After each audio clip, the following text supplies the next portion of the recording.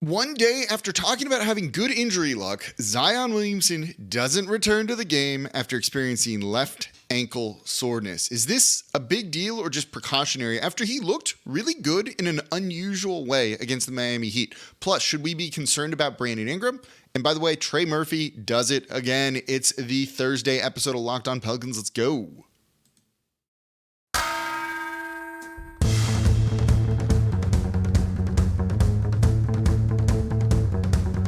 You are Locked On Pelicans, your daily New Orleans Pelicans podcast.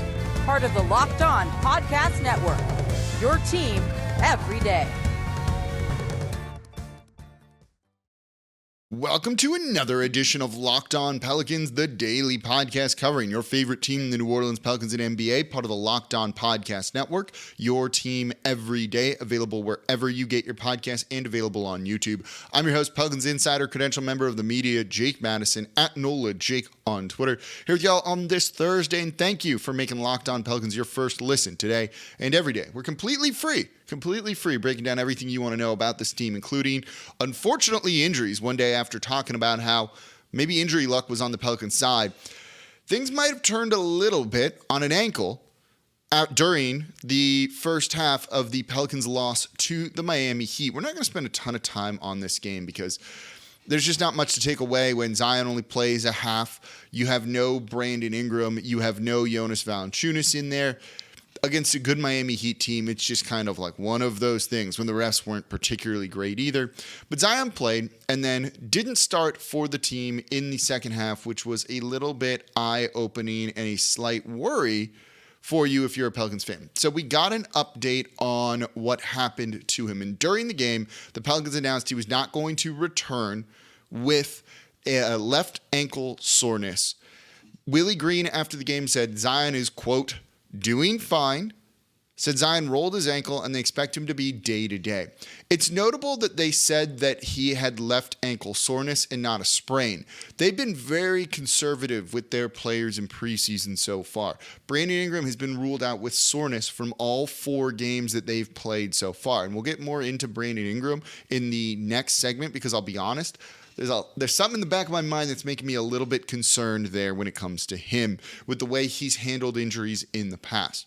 But with Zion, listing him as day-to-day is going to be fine. There's no reason to play him in the second half of a meaningless preseason game if he just wasn't feeling 100%. And I want to talk about his play in a moment here. But this just squares with how the Pelicans have done this. We don't think anyone is truly injured on this team right now. They're just not going to risk meaningless games when you've got to be ready for the Brooklyn Nets, who looked really good the other night on opening night. So it's just one of those things that this team is dealing with right now, but it doesn't sound like any of this is a very significant injury. Zion being day-to-day, they play in a week on opening night.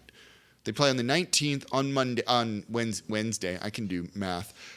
He should be ready to go. If it's not, they're lying to us. And look, this team has lied to us in the past when it comes to injuries. That's something I want to touch on with Brandon Ingram.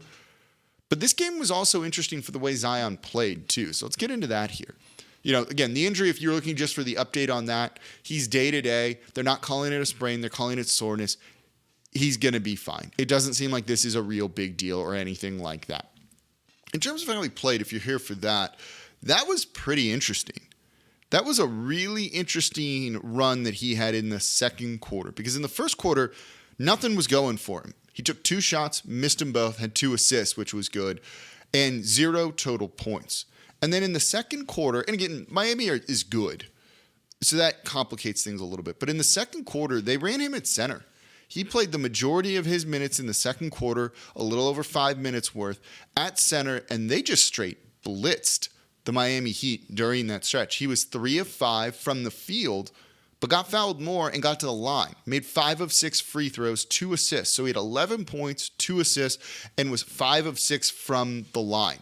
Those are really good numbers. Defensively, they struggled throughout this whole game, but the best stretch was when Zion was at the 5 and they were just straight up switching everything, switching 1 through 5. So if you set a screen, just take the other guy and go and have at it. And that lineup and those minutes seem to really work.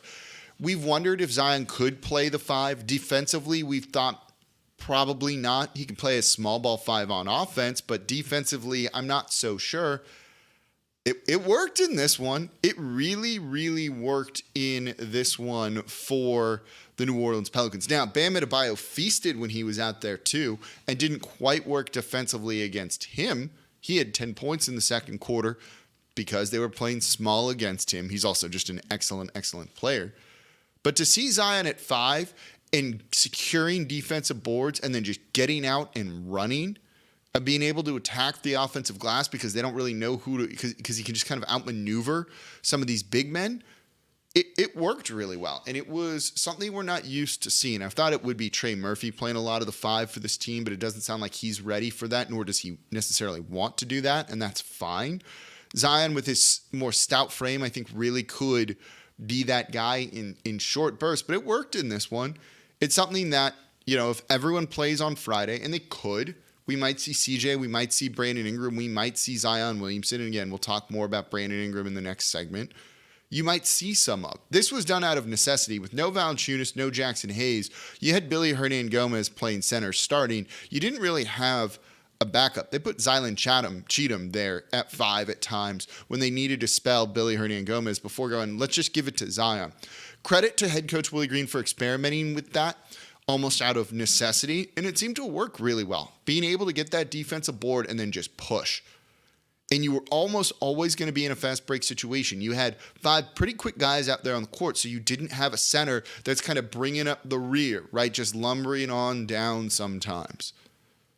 No, they could play really fast. They could get out and run, and I liked seeing that. That's kind of some of the things we've wanted to see from this team for a while now.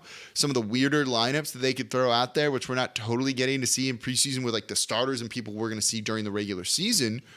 But we got to see it on Wednesday night, and it seemed to work fairly well with Zion at the 5. That's encouraging. All of his points came in that second period. So if he has nights where he scores 11 points on 5 shot attempts and gives you 2 assists and 2 rebounds, no turnovers with solid defense, you're going to feel really, really good about that. He's been good this season. He's just been flat out good this season, this preseason I've seen from him. Little rusty, but you saw the finishing start to come back, particularly in that second quarter. I think Zion, assuming the ankle's all okay, and it sounds like it is going to be just fine when the regular season starts, when he's out there playing his minutes. Oh, there's some video of when he rolled his ankle, which was, okay, that didn't play for me. Looks to be in the second quarter with about 5 minutes left in the game. Sorry, 10 minutes left in the game. Oh, you can kind of see it. He grabs the board and then still just pushes. I think it's fine. It's just soreness. He's like, it hurts a little bit. That's where he got fouled, and I think scored his first points potentially there. He'll be fine. That doesn't look like anything bad. So, okay, cool. Feeling much better about Zion Williamson after seeing that live here in the moment when I'm recording the show. All right, coming up next, though, should we worry about Brandon Ingram? Because I'm starting to have some concerns about Brandon Ingram and the injury, just with how things have been handled with him in the past. And I'm starting to see a few little shades of that here again. And this is a guy who missed about a third of last season. Do we need to worry? That's coming up here next in today's episode of Locked On Pelicans. Before we do that, though, today's episode of Locked On Pelicans is brought to you by BetOnline.net. BetOnline.net, your number one source for football betting and any info you need this season. So find all the latest player developments, team matchups for pro and college, news, podcasts, in-depth articles, and analysis on every single game. Again, pro or college that you can find.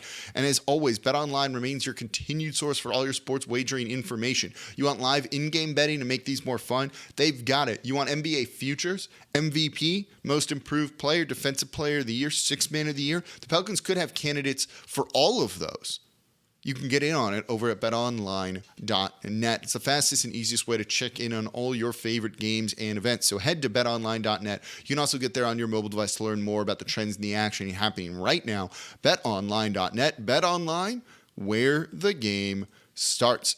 And thank you for making Locked On Pelicans your first listen today and every day. We're here Monday through Friday for you all completely free. No one else coming to you like this, breaking down everything you want to know, including the Zion updates. We could call the show Locked On Zion at times, and that's not incorrect and probably how it should be.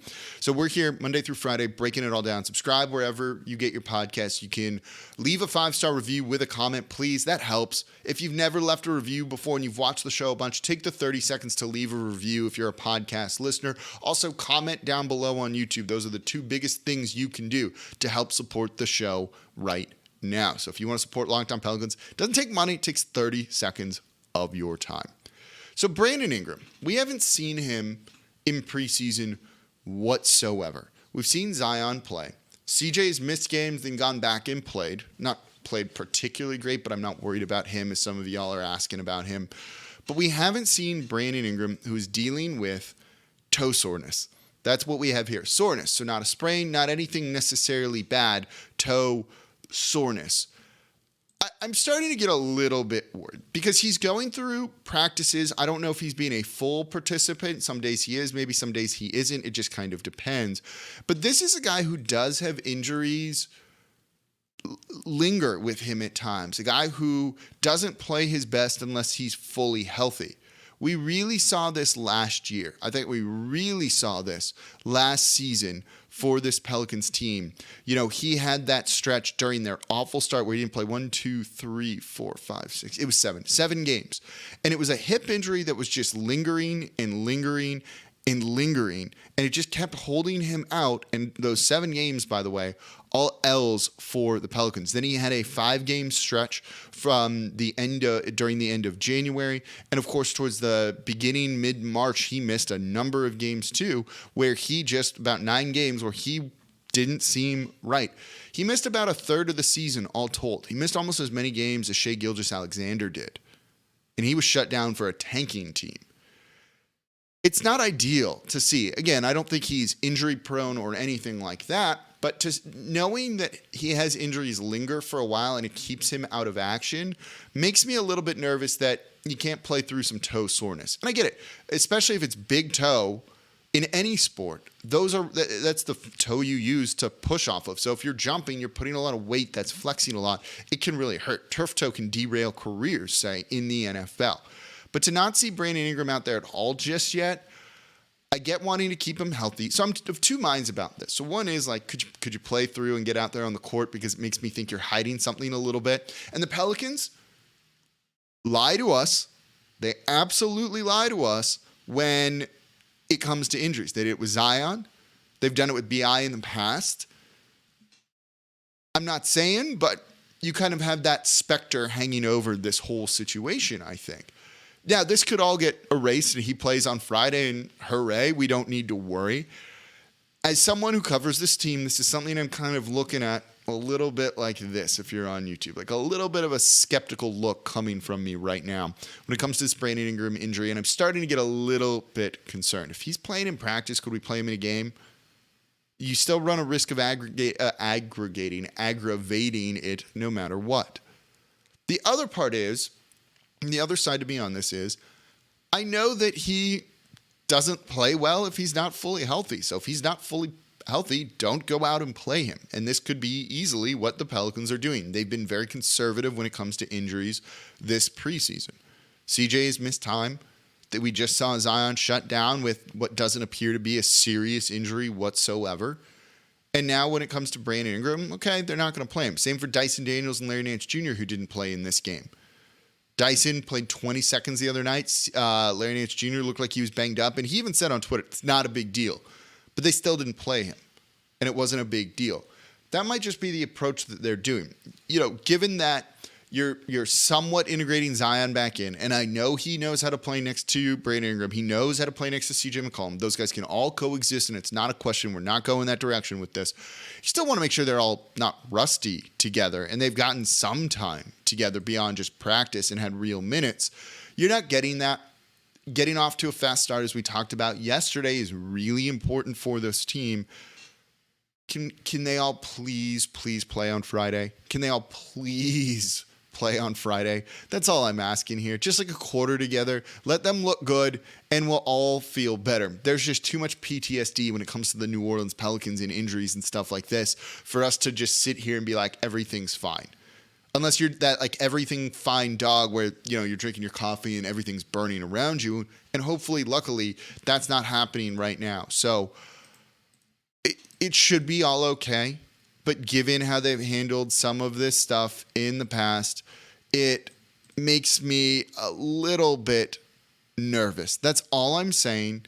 I'm not accusing anything here, but I don't know. Something seems a little bit off, but that could just be the PTSD in me in, 11, 12 years of covering this team, which is how long I've been doing it.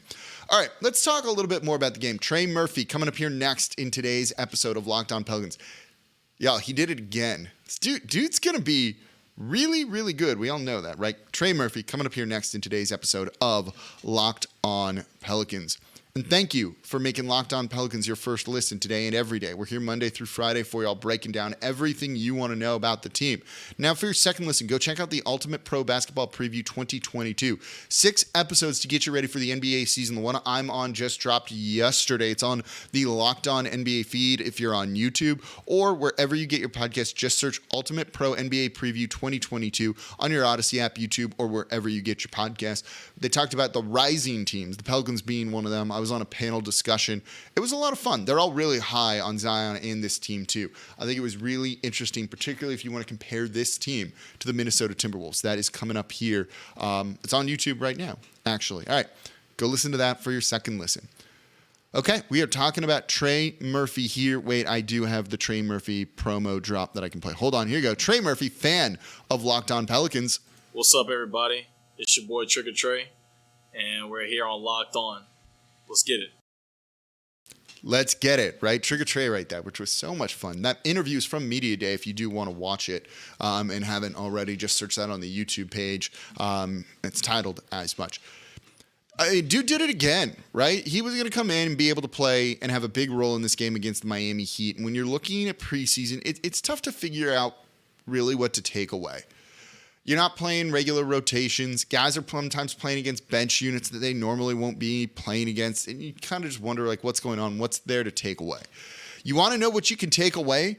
Is Trey Murphy's play over these past couple of games. 15 points in last night's loss to the Miami Heat. 4 rebounds. Most importantly, 4 of 9 from 3, including, some deep ones. This guy can shoot from everywhere, right? Whether it's a corner 3 or a deep 3, he can basically just do it all. He is really, really good. He's got some range. They're saying he hit threes from as far as 27 feet back. You want to really open up your game, and it's definitely further than that.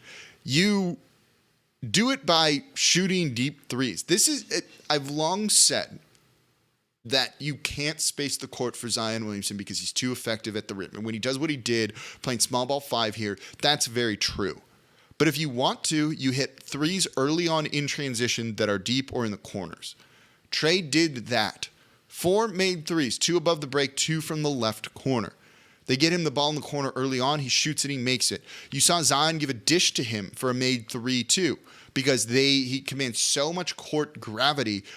There's nothing teams are going to do other than stick guys on him and be paying attention to where he is. When you watch defenders and off-ball defenders, not his man that's guarding him in the moment, they are all staring right at him. This allows for open backdoor cuts, which you've seen Herb Jones take advantage of in the preseason when Zion's been there. Same for Najee Marshall. And then when he moves a little bit and a defender sags off a little bit more, leaving Trey Murphy open in the quarter, get the ball to him, made 3. Super easy. They did that.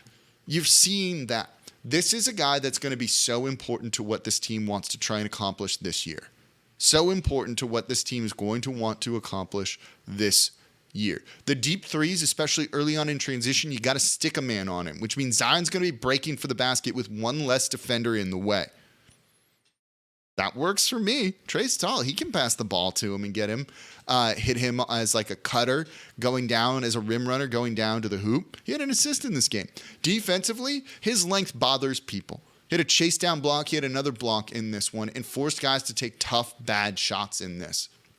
He's kind of doing it all. He's not starting games. I saw a couple people tweeted at me that he should be starting games. He shouldn't. Who are you going to take out of the starting lineup? You're not going to take out a guy like Jonas Valanciunas. You're not ready to play small ball like that the whole time. It wouldn't work. It is a guy, though, that I think you could play in closing minutes. If CJ's off and he's looked a little off, I think you could put Trey Murphy there if you need defense and length. You could take Valanciunas off depending on who you're playing and play small ball there. There's a couple of options there, I think. But he's a guy that's shooting so well and shot so well after the All-Star break last season that with Zion out there, again, it's about making teams pay for doubling Zion. Trey Murphy does that, ladies and gentlemen. Trey Murphy absolutely does that. You have to keep playing him. He should be taking, if he wants to, 10 plus threes per game. I have no problem with that. There's a lot of guys who need the ball. Zion, B.I., CJ. Jose was making plays and scoring and getting into the paint at will, and that was awesome. And I have no problem if there's going to be nights where Trey Murphy is taking more shots than some of those guys. Because if it's those threes, and if he's making them at close to 40%, you're going to be winning a whole lot more games. Especially with what he gives you on the defensive side of the ball, rebounding, all of that. He's going to be so important. I'm not saying he should close every game, but there's going to be games when you have to have him out there.